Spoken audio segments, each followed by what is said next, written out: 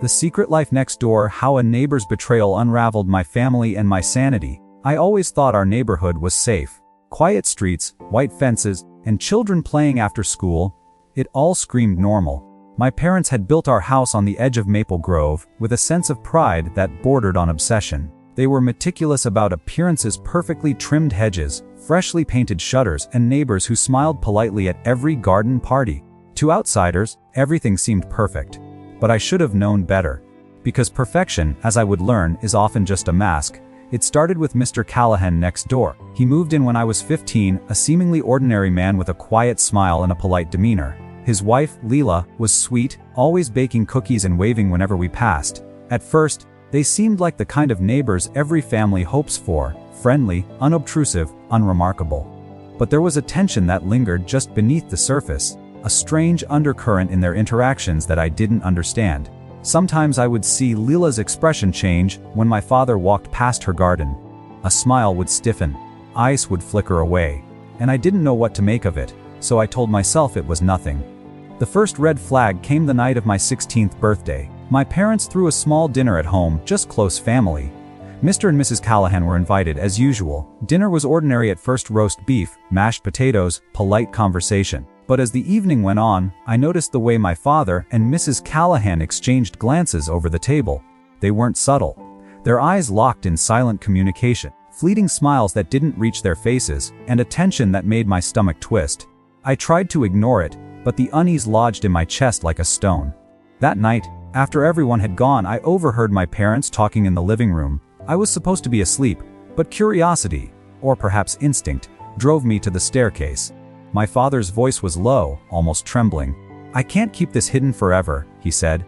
My mother's response was softer but sharp with control. "You have to, for our family's sake." I froze.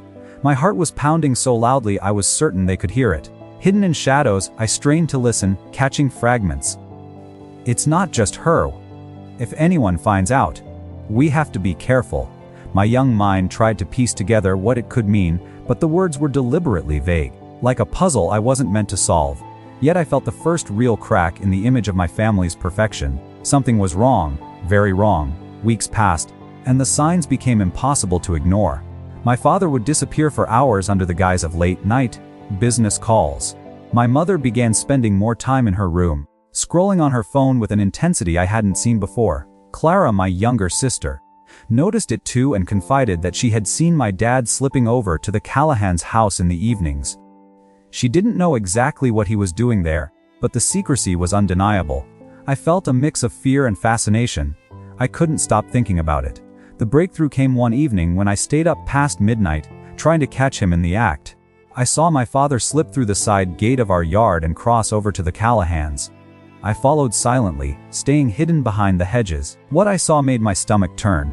My father entered their garage, where a faint light glowed. Inside, there was Mrs. Callahan, laughing quietly, her hand on his arm, as if they shared a secret too intimate to reveal. He leaned down to whisper something in her ear. I didn't hear the words, but the gesture, the closeness, made my world tilt. When I returned home, I couldn't sleep. The images haunted me: the way he looked at her, the way she smiled back, the way my father's hand lingered too long on her shoulder. My mother, unbeknownst to me, had been watching too, but she was silent about it. She never confronted him directly, never asked him to stop. Instead, she endured in a way that left me both confused and furious. I realized then that the rot in our family wasn't just my father's betrayal. It was compounded by decades of silence, by avoidance, by the desperate need to keep appearances. My obsession grew. I started monitoring their interactions, noting the times, the patterns, even the tiniest gestures. I documented everything in a notebook I kept hidden under my mattress, each page filled with observations, suspicions, and worst-case scenarios. I began questioning everything I had believed about my family. My father, who used to be my hero, was capable of lies I hadn't imagined. My mother, who always seemed invincible, was silently complicit.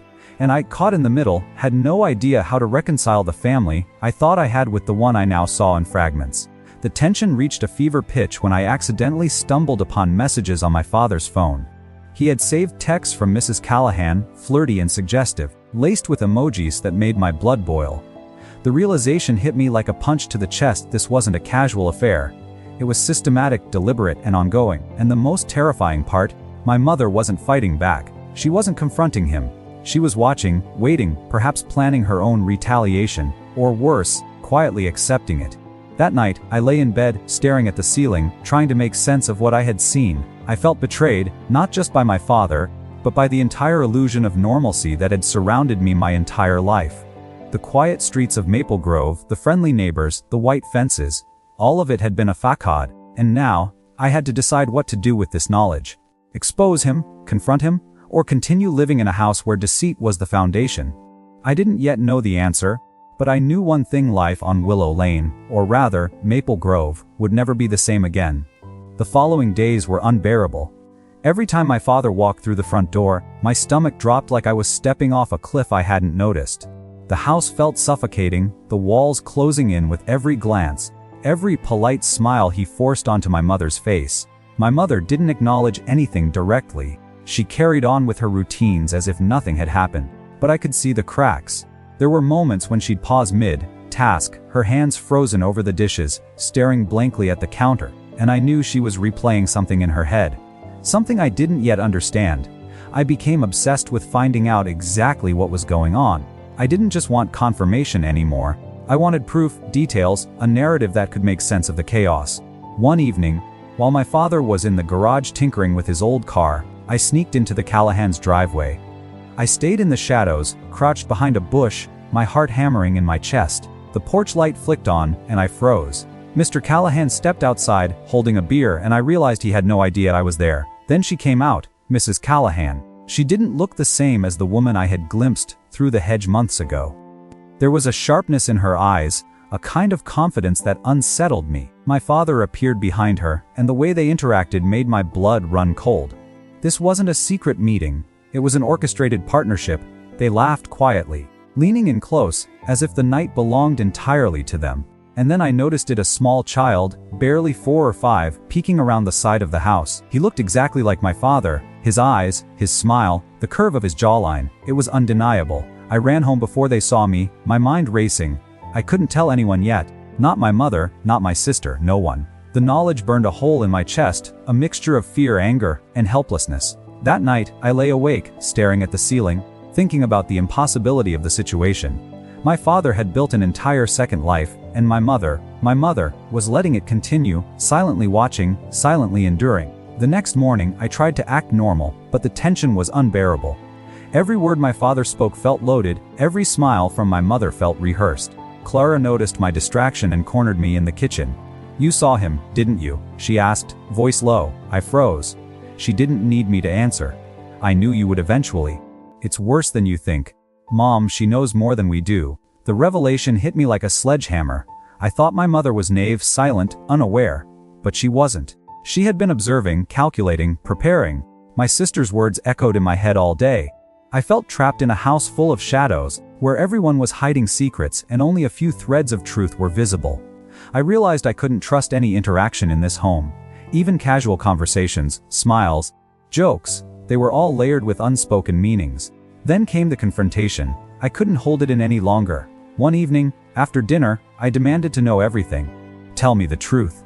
Now, I need to know everything about everything." My mother's face went pale, but she didn't react in the way I expected. She didn't cry. She didn't yell.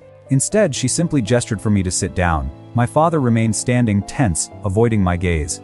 The silence stretched for what felt like hours. Finally, my mother spoke. "You're right," she said, voice steady. "You deserve to know. Your father, he has another family. He has a child, and I've known for years." The words hit harder than any slap could have. My chest burned, my hands shook, and I felt like I might collapse to the floor. I had suspected it, observed it, documented it, but hearing it aloud was unbearable. Why didn't you stop him?" I demanded. She sighed, her expression hardening with a kind of resignation that chilled me. Stopping him wouldn't have helped. Fighting him, confronting him, it would have destroyed all of us. I made a choice to survive within the situation, to keep the family together as long as I could. I couldn't protect you from the truth until now. I wanted to scream. I wanted to shout that this wasn't survival. It was surrender. But as much as I hated to admit it, I understood the calculation. My mother had lived in a house with a man capable of betrayal, and instead of collapsing under the weight of it, she had endured, silently, strategically, protecting the only family she could. the one still in front of her. The next weeks were unbearable. My father oscillated between moments of shame and moments of arrogance. He didn't apologize for much, and when he did, it was always half-hearted, like a rehearsal he had performed too many times. My mother, in contrast, grew colder, sharper. Her words became cutting, precise, calculated. She wasn't angry in the obvious way anymore. She was angry in the way of someone who had been wronged for years, and finally had the leverage to demand acknowledgement without compromise. Clara and I grew closer, our sibling bond cemented by mutual outrage and fear. We shared whispers in our rooms, documented every interaction, every lie, every suspicious absence. We watched patterns emerge, late night calls, unaccounted for weekends, flowers arriving without explanation. And each day, the reality became more undeniable. The man who had been my hero, my father, was a stranger. And the woman standing silently beside him, my mother, was a strategist I had underestimated. Then came the letter. I found it slipped under my door late one night, typed neatly on white stationery. It was from Mrs. Callahan. She knew I had seen the interactions, suspected my curiosity. She wrote about boundaries, about privacy, and most chillingly, about consequences if I exposed them. The letter didn't threaten in words, it threatened in implication. There were lines about discretion, hints that the world outside the neighborhood didn't need to know about her child or the arrangements she had with my father. I felt a wave of fear I hadn't expected. This wasn't just betrayal, it was intimidation. That night, I couldn't sleep. I realized that our perfect neighborhood was an illusion, a stage, and we were all playing parts we didn't understand. Every interaction, every polite smile, every casual neighborly chat hid layers of deception, manipulation, and carefully controlled appearances. I didn't know how far it went, or how deep the roots of this deception were, but I knew one thing: the world I had grown up in was gone. Completely, irrevocably gone. And yet, in that despair, a strange clarity emerged. My father's betrayal had exposed not just his weakness, but our resilience. My mother's silence had been a strategy, a way to endure, and Clara and I were the only ones who had witnessed it in full. I realized that survival, endurance, and observation might be our only tools in navigating the chaos our family now faced. The weeks after the letter were some of the most tense in my life. I moved through the house like a ghost, silent and watchful, every footstep measured, every conversation calculated. The previous chaos had settled into a cold, sharp vigilance. My father seemed aware I had knowledge now. He moved differently, more cautiously, but also with a simmering arrogance, as if daring me to act. My mother, in contrast, became almost imperceptible, a silent observer whose calm masked a mind always 3 steps ahead. Clara and I had taken to meeting late at night in our room, whispering strategies, documenting every interaction, every suspicious gesture. One evening, curiosity pushed me too far. I followed my father again, this time without the cover of darkness. I parked my bike across the street from the Callahan's house and watched as he arrived. The scene that unfolded was more than I could have imagined. Mrs. Callahan was outside, but this time she wasn't alone. There was another man, someone taller, someone older, whose presence immediately suggested authority. My father approached them, and for the first time, I saw a side of him I hadn't seen before: hesitation, uncertainty, even fear. The man spoke quietly, his hand on my father's shoulder in a way that suggested ownership or control. I couldn't hear their words, but the body language was unmistakable. Mrs. Callahan leaned on the man, and my father's hand twitched slightly, as if unsure whether to reach for hers. I felt my stomach drop. What was happening? What kind of power did this stranger hold over my father, and how long had it been there? When I returned home, I was shaken to my core. I couldn't sleep, images of the confrontation haunted me. I realized that what I had assumed was merely an affair, a secret life, was far more complicated. There were layers I couldn't even begin to comprehend: manipulation, hidden alliances, perhaps even coercion. And in that moment, I realized the stakes were higher than I had imagined. My father's actions weren't just selfish. They were entangled with forces I couldn't see, forces that had been shaping our lives without our knowledge. The next day, I decided I had to confront my father. I couldn't keep observing from the shadows. I needed answers, no matter how painful. I found him in the garage, pretending to work on his car. I held up the letter, my voice shaking but determined. "I know everything," I said. His hands froze, and for a moment he looked genuinely alarmed. Then he smiled, a small, cold smile. "Do you now?" "Yes," I said. "I know about the other family. I know about the letters, I know about the Callahans, and now I know about him too." I nodded toward the garage door, hinting at what I had seen the night before. My father's face went pale. but his expression quickly hardened into a mixture of defensiveness and arrogance. "You don't understand," he said, his voice low. "It's not what it looks like." I laughed bitterly. "It's exactly what it looks like. You've been living a double life. You've manipulated everyone around you, and now there's someone else controlling you too. That explains a lot." He didn't reply. Instead, he looked away, tapping a wrench against the workbench. I felt a mix of triumph and dread. I had confronted him, but the truth wasn't simple. It was layered with lies, fear, manipulation, and secret alliances. And the deeper I dug, the more I realized that this drama wasn't just about infidelity. It was about power, control, and survival in a family where no one was truly innocent. The next weeks were a tense game of cat and mouse. I documented everything: late night meetings, mysterious phone calls, subtle changes in my parents' behavior. My mother continued to act as though nothing had happened, but I knew better. She was planning, observing, waiting for the right moment to strike.